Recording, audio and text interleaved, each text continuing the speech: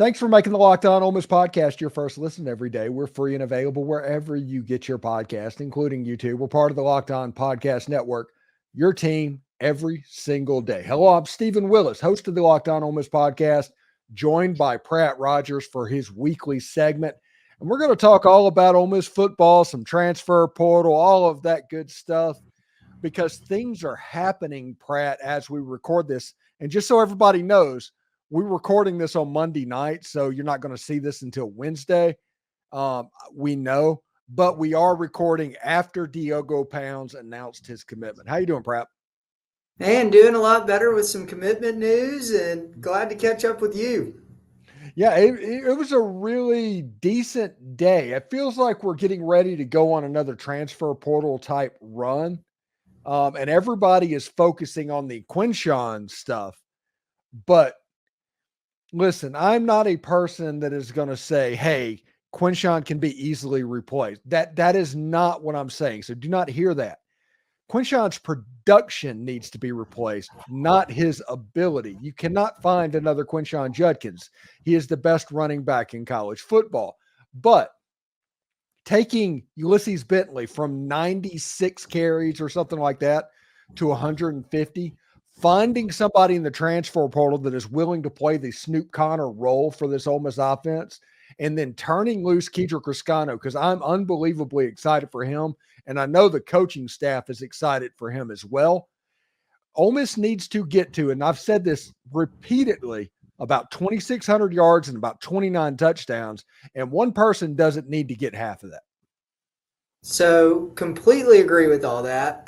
Very loaded intro to the segment today, Stephen. But at the same time, I was trying to explain to my dad. That's funny we're talking about this now. I was trying to explain to my dad over the weekend that, look, just because we lost 1,100 yards this year doesn't mean that 1,100 yards is subtracted from our offense. It just strictly means we got to go find it again. And quite frankly, everybody keeps saying, oh, we got to go fill that spot. And I agree with that, especially with Bentley's health issues in the past. But even if that means Dart has to pass for an extra, 500 yards, 1,000 yards, whatever that may be this year, it doesn't matter to me how we get those yards back. But I think it'll be by a committee running back approach. And I think, this is something we should really not be that worried about. I'm excited to see who we bring in, and until Kiffin fails me, I'm kind of pushing my chips all in, Stephen. Yeah, and this is what should kind of worry everybody. And like I said, Quinshon, you can't necessarily replace that individual player, but one thing they're going to get to replace is players for that NIL amount. So there's probably a player or two that they get to move up just another level in money that has come into the collective that was otherwise just earmarked for Quinshon Judkins. So do you think that introduces, are you saying you think that introduces a new tranche of player that we may not be necessarily chasing, so to speak? I think that, two good players. I'll put it to you like this. A week and a half ago, before all of this blew up, everybody was talking about Percy Lewis. Percy Lewis was the offensive lineman that Ole Miss was going after. That was almost a foregone conclusion and a done deal. Then all of a sudden, this Quinshon stuff happens.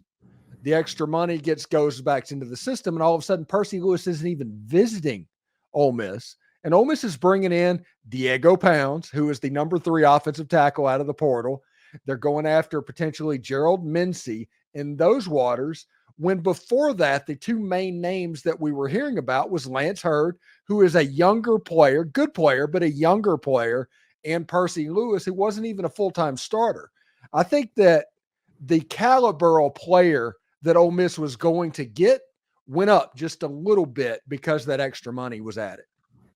So I'm surprised to hear you look at it from a caliber of player perspective. I would just think, hey, I mean, you never want to do this, but hey, you can just overpay and get your guy. Even if the example you used was Percy Lewis, absolutely great player.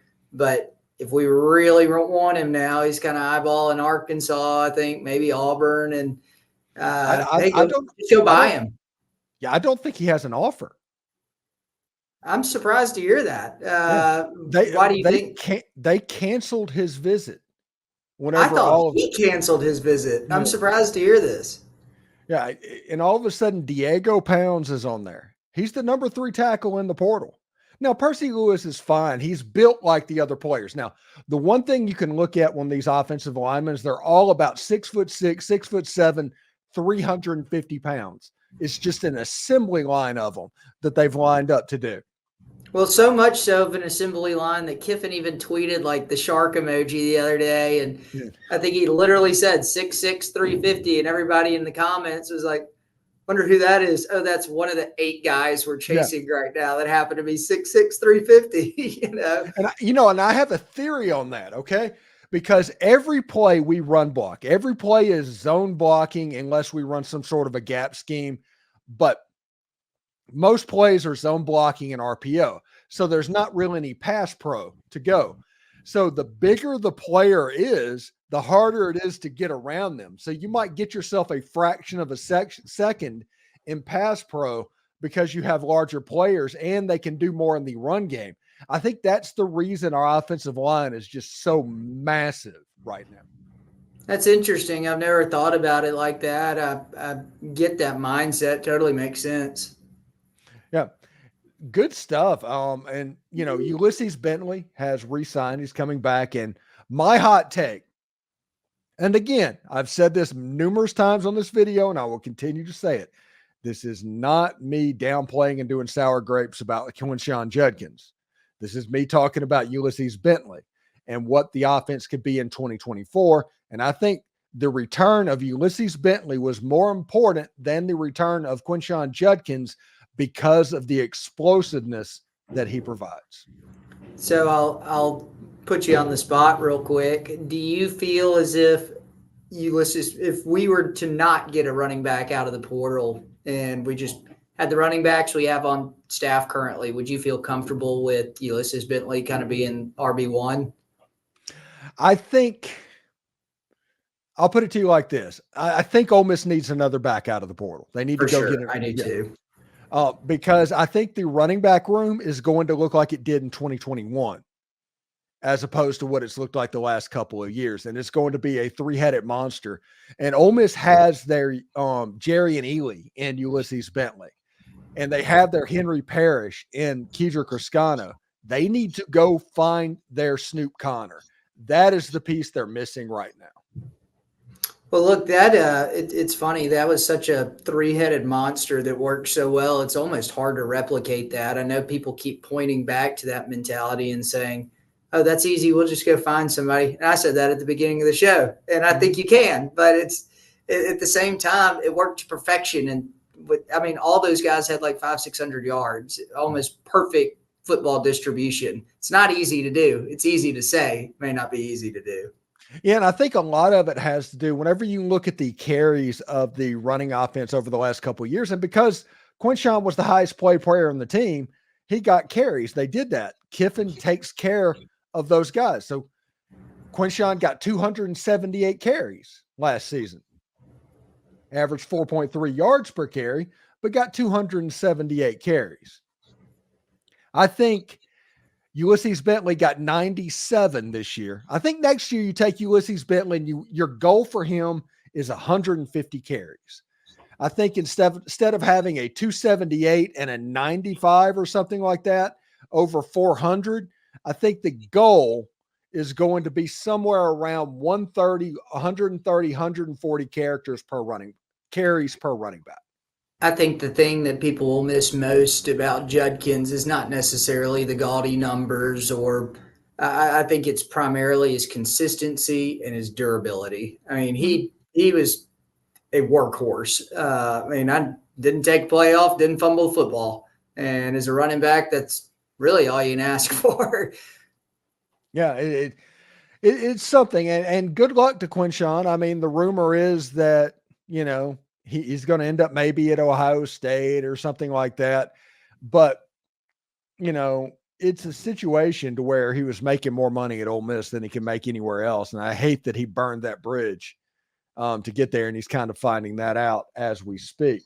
So it's back to the portal time. I think the next player that we should watch for, there's a couple of 3 players that we're on commit watch over the next 5 days, Pratt. I think one is Gerald Mincey, the offensive tackle out of Tennessee. I think he's visiting later on this week, maybe Thursday. I think Zach Berry said that at 2-4 or on 3. Yam Banks out of South Alabama this weekend. I honestly think he's going to commit on his visit. He is a safety type player. And if we've all heard the rumors of Tamari McDonald potentially flipping to Louisville before school starts, Yam Banks would fill that role quite nicely. And pay attention to Daquan Wright, the tight end out of Virginia Tech. I think those are the next 3 names to watch. And other than that, I spoke to somebody on, let's see, what day was that? Monday, that I specifically asked about running back. Okay. Because we've heard all the rumors about running backs and everything. There's not a specific name yet. He told me to pay attention to who visits potentially this weekend. And Q's name did not come up one time. So I think that bridge is pretty well burned. Well, that that sounds like it. Well, speaking of names coming up, you mentioned Tamari McDonald. What is your percentage of him staying a Rebel? Just kind of a gut check, nothing in, no specific sourcing or anything like that. Just personal opinion, gut check on it. Between 1% and 10%. Oh man, that's lower than I thought. I would have guessed like 25. Well, it came out. He's in the student directory at Louisville right now. Oh my gosh! What? Yeah. I did not know that. Is that on Twitter? Oh, that was on one of the boards. I forget where it was. Okay, they were talking about that. I hate that. But it's a situation to where they asked, and the normal thing is Louisville got a commitment from Wesley Walker, defensive back from Tennessee, where Tamari and McDonald played. So they might be boys. I think it was a situation, I can't verify this, to where Tamari McDonald got to Ole Miss. Wesley Walker got into the portal and wanted an Ole Miss offer. He did not get one. And then they found some place that they could play together. Now, I don't sense that the staff is worried at the same level about Tyler Barron leaving. Well, look, I was going to say I hate to compare 2 currently committed Ole Miss Rebels, but yeah, I mean, I'd be a little bit more concerned about Barron leaving just than McDonald, honestly. But, anyway, want to keep them both. Yeah, absolutely. And anytime it's a front 7 player, I'm all in on front 7. Pooh Paul, Tyler Barron, Princely Uman Walter Nolan, those guys in the front 7, I am all in on those guys. On the back end of the defense, while they're important, Tamari McDonald, Key Lawrence, Louis Moore, I guarantee you 90% of the Ole Miss fan base, if not more, can't tell you where they would fit in the 3 safety positions, even though we know that they are all 3 safeties, how they would line up. So I'm not exactly going to freak out at this point 3 weeks before the transfer portal window kind of comes to an end, because I think that like Yam Banks is going to come in and get something. And I'm not going to say it's a like for a like, but Yam Banks is a really good football player. And I think it was David Schultz from Locked On Sunbelt, as soon as that visit came out, is like, this guy's a really good ball player. And so I'm kind of excited. I think he could be like a Dejon Anthony type football player for Ole Miss if he decides to go down that road. Stephen, I've got kind of, speaking of, commits, I've got one kind of question for you. My understanding is that literally a player can decommit up until he's enrolled in campus, so to speak, and taking classes. If you have an NIL deal signed, and how does that work in the process of decommitting from a school? I don't know that any of these players have deals signed, but I imagine if you've got a deal signed, there's probably some repercussion for breaking that deal, right? No, there's not. You can just walk away, honestly. Wow. Yeah. It's at the point where the NCAA is so quickly, it's like this NIL situation, you can't use it for performance and you can't use it for recruiting and all of this stuff to where we pretend that is the deal. But well, because of that, there is nothing punitive that can happen that makes it a true contract to where it's a two-way type deal. Well, I was gonna say then Walker Jones probably has one of the hardest jobs in the country. Then if you're running down every rabbit hole trying to sign players, and then you ink up a deal with people, and then they have the ability to back out. That's a pretty tough place to be if you're Walker Jones, you know. But the thing about it is, the other ones that have committed, there's a player that might be committed. They still have to go through another week or so of sleepless nights because Ole Miss can go in and get players that are already currently committed to other schools as well. It's a two-way street. That's my point. Yeah. It's a dirty game right now. Oh, It's almost impossible to keep up with. Yeah, unbelievably dirty. So, are you ready for the hype? Let's talk hype. Bring it on. I think it was Brad Crawford from 24/7 put out his top 25 for 2024. Ole Miss number 3 behind Georgia and Texas. That's a lot of hype. I don't know if I'm ready for that level of hype yet. That's a lot of dream crushing. But that's a lot. That feels like a lot of Columbia, South Carolina hype, honestly, if you're going to be real about it. Gosh, don't even say that. You know, is that a preseason rank, I assume? Is that yeah, it's one of those way too early top 25 ranks. I didn't see the statistic. I don't see how that happens, to be honest, but I'm here for it. I'd be excited. I don't see that one, to be honest with you, Stephen. I think we're going to be pegged around 6 or 7. He said that somebody asked the question, is Ole Miss like the top sleeper team in college football? And I can go for that. His rumor is like, you can't really call them a sleeper team when every analyst that he talks to has them in the top 5 or 10. So it's not really a sleeper team at that point. And I think what's happening is a lot of people are like, hey, Ole Miss isn't normally here, so we need to treat them differently.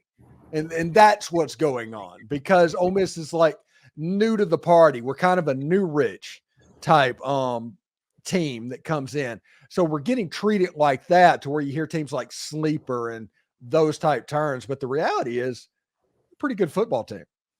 Yes. Being treated differently, I guess, can be positively or negatively spun. I mean, number 3 preseason is pretty insane. But yeah, I mean, I don't think I've seen anything dropping Ole Miss out of the top 10 on the negative side. Have you, Stephen? No. Yeah, I don't think so either, which shows, I mean, a lot of hype is an understatement, and a lot of preseason confidence. And like I said at the beginning, my chips are all in until Kiffin fails me. Hey, and we've got transfer portal all coming till February. It's going to be great. And for people that think that it's like, hey, this is going to be over soon, Jackson Dart signed with Ole Miss and committed on February 2nd or something like that. We still have nearly a month. So let's enjoy this. And then you have like a month of that. Then spring practice starts. I'm getting pretty fired up already. I'm already fired up about spring practice. Yeah, I love spring practice because spring practice is really the time I feel like you get to hear from the younger guys. Like, you know, spring practice last year was when we were really talking about Suntoring Perkins having I guess maybe that was fall ball. I take that back. That may have been fall ball. But typically, anyway, spring practice is where you end up hearing a lot of good gossip. And anyway, I'm here for it. Yeah, it should be a lot of fun. Anyway, thank you for making the Locked On Ole Miss podcast your first listen every day. We're free and available wherever you get your podcast, including YouTube. We're part of the Locked On Podcast Network, your team every day. Pratt, thank you so much for stopping by, man. And it's back to your normal day. We're going to release the videos on Wednesday night, but we record them on Mondays just because that's easier for Pratt. But should be pretty good as we are like 7 or 8 more segments away from being in the heart of like spring practice. Let's do it, man. I'm excited. Thank you. It'll be fun. All right. Take care, buddy. See ya. Bye.